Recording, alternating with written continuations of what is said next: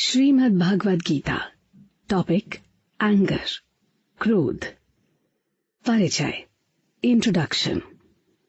क्रोध दिखाई नहीं देता, पर जब हमें आता है तो बहुत कुछ बिगाड़ कर चला जाता है। इसीलिए कहा जाता है कि क्रोध यानी गुस्से से दूर रहना चाहिए। तो आज हम क्रोध के विषय पर बात करेंगे और जानेंगे कि आखिर हमें गुस्सा क्यों आता है, गुस्सा आने से क्या नुकसान होता है, अगर गुस्सा नहीं किया जाए तो उससे क्या लाभ होता है। ऐसी ही और ढेर सारी बातें गुस्से के बारे में हमें जानने को मिलेंगी, और वो भी खुद भगवान श्री कृष्ण के माध्यम से। श्री कृष्ण ने कुरुक्षेत्र के मैदान में आज से लगभग 5000 साल पहले अर्जुन को पवित्र भगवद गीता का ज्ञान दिया था, जिसको पढ़ने से हमारी सारी शोक, चिंताएं, परेशानियां खत्म हो जाती हैं। भगवद गीता में ही भगवान कृष्ण ने अर्जुन को क्रोध के बारे में भी बताया है। तो चलिए बिना देर किए भगवान कृष्ण की बातों को जानते समझते हैं। चैप्टर 2। दुखेष्वनुद्विग्न मनः सुखेषु विगतस्पृह वीतराग भय क्रोधः स्थित धर्म निरुच्यते।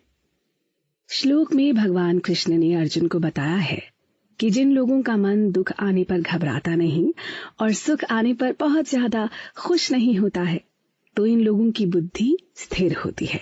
स्थिर दिमाग किसी भी हालत में परेशान नहीं होता और डगमगाता नहीं है। हमारे जीवन में कई तरह की समस्याएं आती हैं। वैसे दुख पर बात करें तो ये हमें 3 अलग अलग प्रकार से मिलते हैं। एक प्रकृति से, दूसरा दूसरे लोगों से और तीसरा खुद से।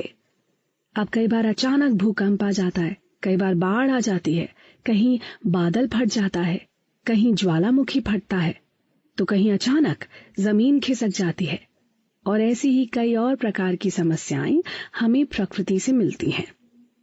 इसके बाद कुछ समस्या हमें अपने आसपास के लोगों या जानवरों से मिलती हैं, जैसे कि सड़क चलते हुए अचानक कोई कुत्ता काट जाए, गाड़ी चलाते समय पीछे से आ रही कोई दूसरी गाड़ी टक्कर मार दे, रात को सोते समय मच्छरों का परेशान करना, कोई घर में आग लगाकर चला जाए, कोई हथियार से अचानक हमला कर दे। ये दूसरी प्रकार की समस्या हुई। इसके बाद वो समस्या आती है जिसे हम खुद पैदा करते हैं। अब जैसे कि बिना बात के अपने अतीत यानी जो समय बीत चुका है उसके बारे में बैठकर दिन भर सोचना और परेशान होना। हम सोचते रहते हैं कि उस व्यक्ति ने मेरे साथ ऐसा किया तो किसी ने वैसा किया। तो कुछ लोग बैठकर अपने आने वाले समय यानी भविष्य की चिंता में डूबे होते हैं। वो सोचते हैं कि मुझे नौकरी मिलेगी या नहीं, मुझे कहीं मेरा मालिक काम से ना निकाल दे। ऐसी ही ढेर सारी बातें भविष्य की सोचकर हम खुद अपने लिए परेशानी खड़ी कर देते हैं। जब मन स्थिर नहीं होता है तो वो ऊट-पटांग बातें सोचता है, और आज के समय में अधिकतर समस्याओं को हम खुद ही पैदा करते हैं। हम में से कई लोग ऐसे होते हैं जो थोड़ी सी समस्या आने पर बहुत ज्यादा परेशान हो जाते हैं, या फिर कुछ लोग ऐसे होते हैं जो कोई अच्छी खबर सुनकर खुशी से उछल पड़ते हैं। वो घूम घूम कर सबके पास जाते हैं और उन्हें वो खबर सुना कर आते हैं।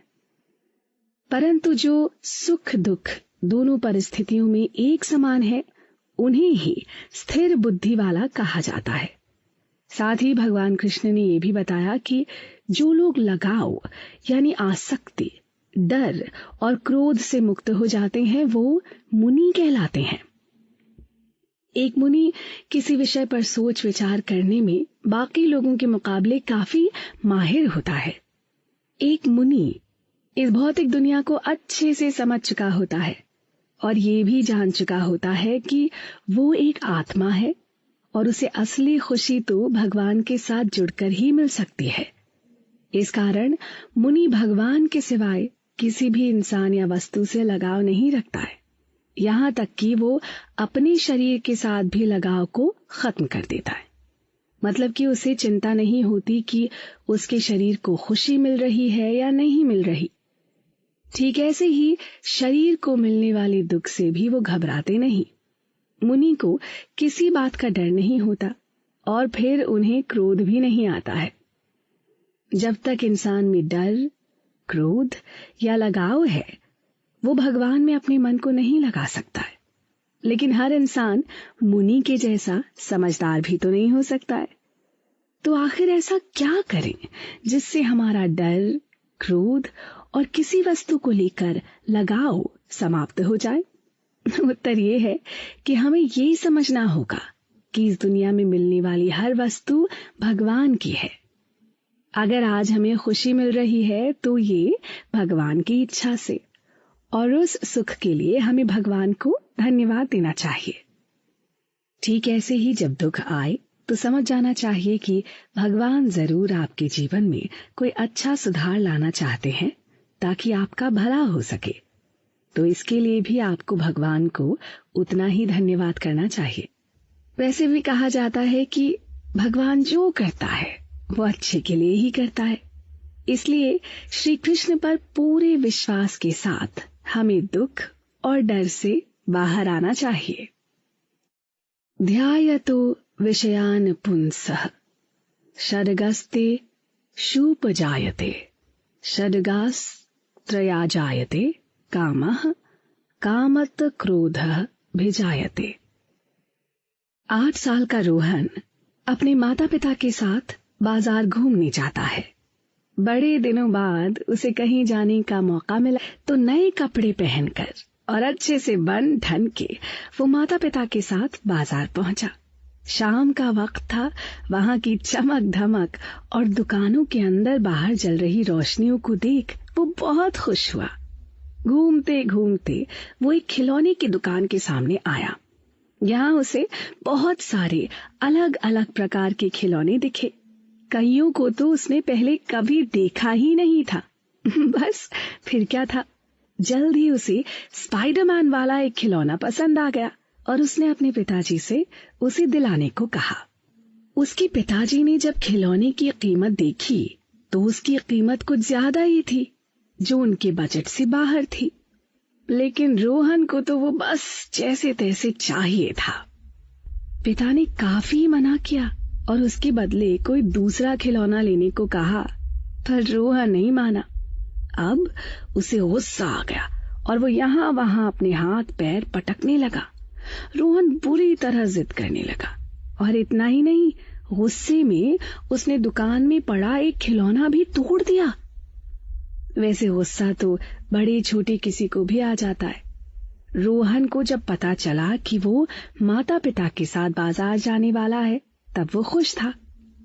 बाजार के लिए तैयार होते समय भी वो खुश था, बाजार पहुंचकर भी वो खुश था और खिलौने की दुकान तक पहुंचने तक भी वो खुश था।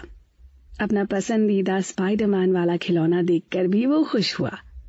पर जैसे ही उसके पिताजी ने खिलौना दिलाने से मना किया, वो तुरंत दुखी हो गया। ऐसे ही जब हमारी कोई भौतिक मांग पूरी नहीं होती है तब हमें गुस्सा आ जाता है।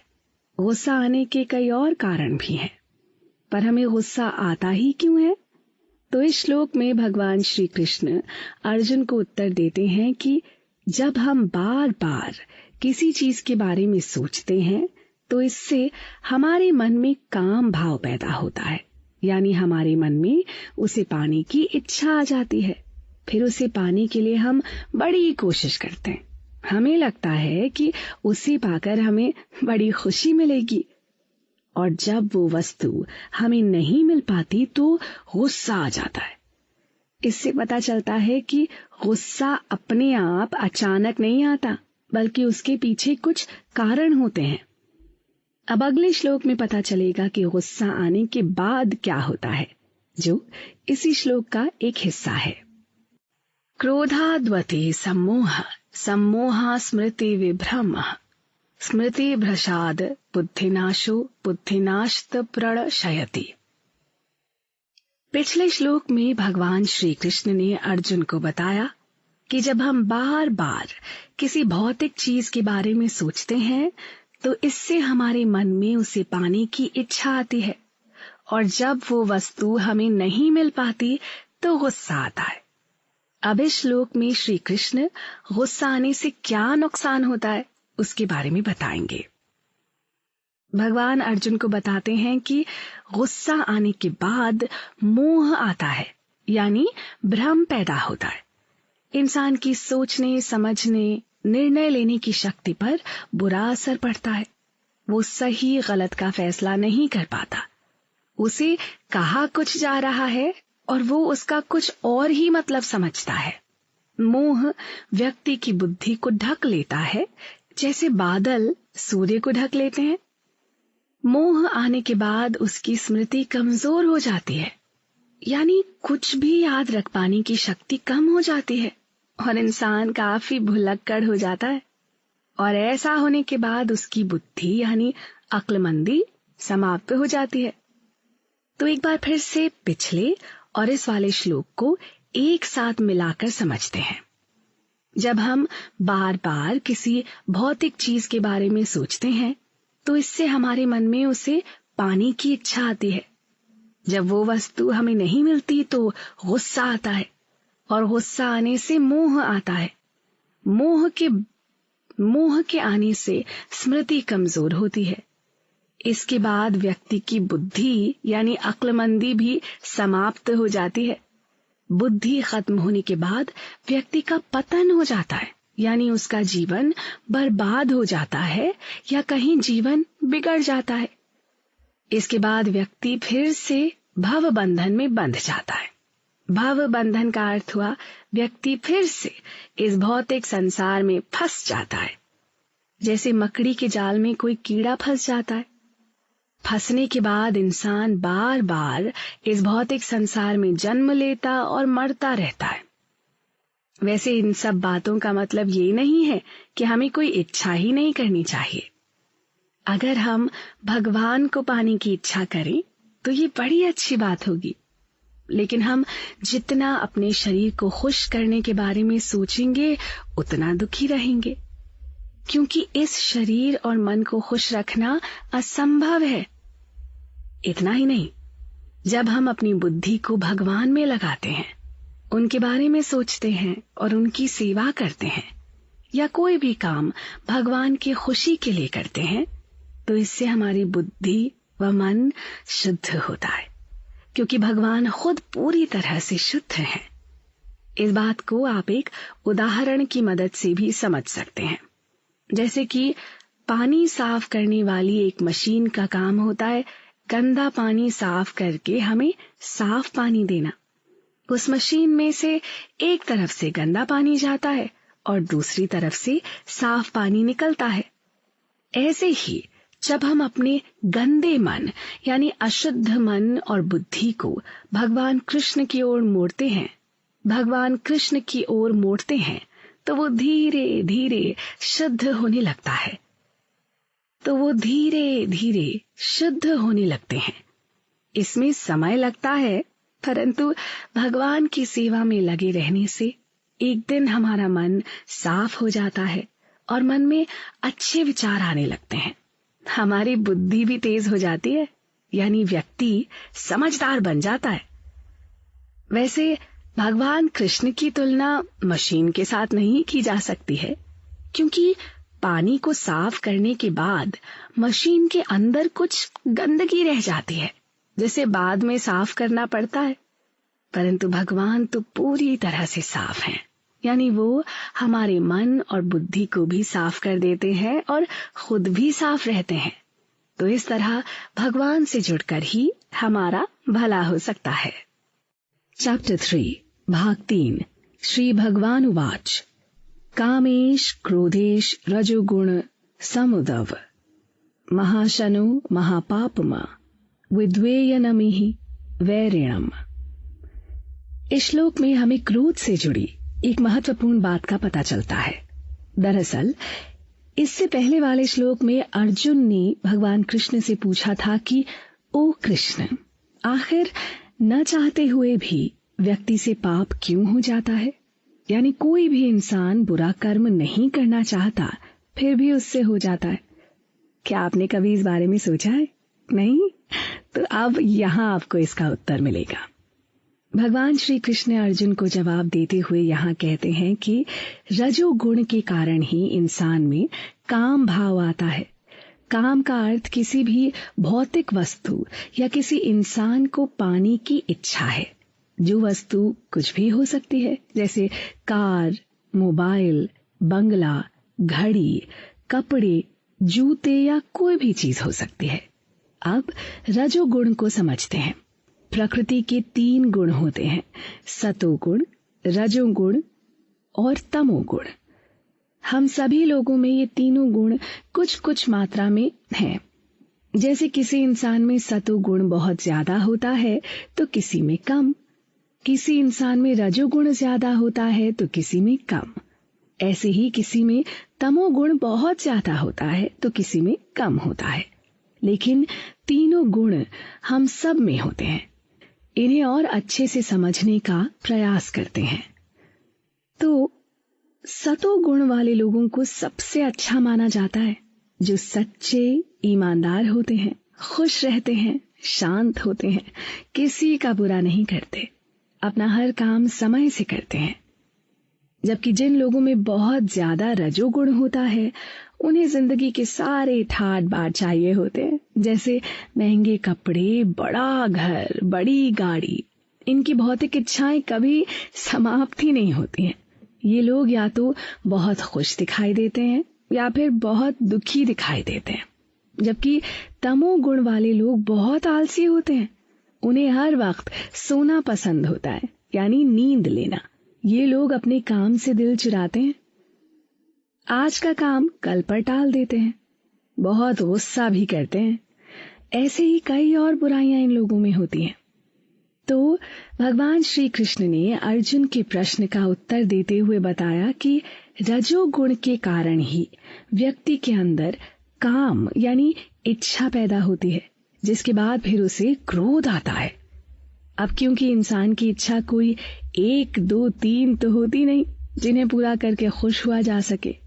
हमारे मन के अंदर एक के बाद एक करके बहुत सारी इच्छाएं आती रहती हैं, तो इन सारी भौतिक इच्छाओं को पूरा करना संभव नहीं है। यही बात तो भगवान ने भी कही है। जब कोई इच्छा पूरी नहीं होती तो गुस्सा आ जाता है। वैसे जब इंसान की कोई इच्छा पूरी भी हो जाती है तो उसमें और लालच आ जाता है। उदाहरण के लिए, जब कोई लॉटरी या जुए में आसान तरीके से पैसों को जीत जाता है तो उसका लालच और बढ़ जाता है। फिर वो दोबारा जुआ खेलकर और पैसे कमाना चाहता है। जबकि दूसरी तरफ जब उसकी कोई इच्छा पूरी नहीं होती तो गुस्सा आ जाता है।